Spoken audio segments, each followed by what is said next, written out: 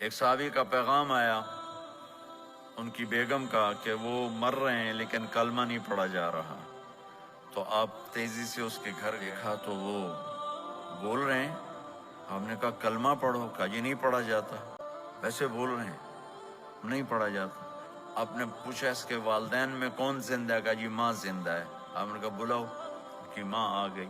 آپ نے کہا تم اس سے ناراض ہو؟ کہا جی ناراض ہوں. کیا ناراضگی ہے؟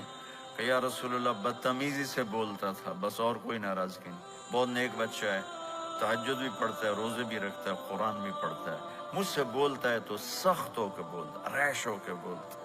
تو آپ نے کہا معاف کرتے ہو؟ کہا نہیں میں نہیں معاف کرتا. تو آپ نے فرمایا میں اسے آگ لگا دوں پھر سفارش کرو گے؟ کہا ہاں ہاں پھر تو کروں گی. کہا اگر تو نے معاف نہ کیا تو اللہ اسے جہنم میں ڈال دے گا. انہوں نے کہا نہیں میں معاف کرتی ہوں.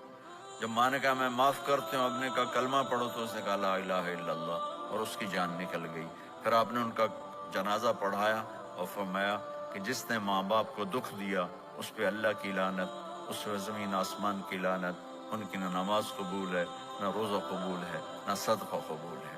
تو مجھے آپ اکثر نوجوان نظر آ رہے ہیں، آپ فیملیز والے ہیں، اپنے ماں باپ کو عزت دیں. اپنے ماں باپ کے پاؤں دھو کر پئیں، ان کی دعا لے لیں. وہ دعا آپ کو کہاں سے کہاں پہنچا دے گی. ماں باپ کی دعائیں وہ کام کرتی ہیں جو نہ امریکن ڈالر کرتا ہے، نہ کینیڈین ڈالر کرتا ہے، نہ برٹش پاؤنڈ کرتا ہے، نہ پاکستانی ہندوستانی روپیہ کرتا ہے. ماں باپ کی دعاؤں سے ساتوں آسمان کے دروازے کھل جاتے ہیں. آسمان کی برکتیں سمٹ کر ان لوگوں کے پاؤں میں آتی ہیں جو اپنے ماں باپ کی دعا لیتے ہیں. دفعہ موسیٰ علیہ السلام نے کہا یا اللہ میرا جنت کا ساتھی کون ہے؟ تو اللہ تعالیٰ نے فرمایا کہ وہ جو فلاں آدمی گوشت بیچنے والا، اس کو ہم قصاب کہتے ہیں، قصائی. یہ کوئی اتنا بڑا معزز پیشہ نہیں ہوتا. تو موسیٰ علیہ السلام بڑے حیران ہوئے کہ میرا ساتھی گوشت بیچنے والا. تو اس کو دیکھنے چلے گئے. دیکھا تو ایک عام آدمی جیسے گوشت بیچ رہا ہے، ایسے ہی سارے بازار میں بیٹھا ہوا، دوسرے بھی بیٹھے ہوئے.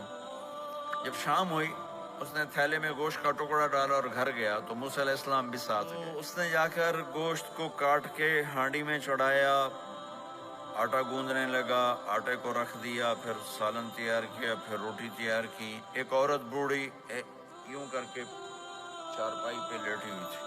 اس کو ہلایا جلایا، ماں جی ماں جی، اٹھ کے بیٹھ گئی.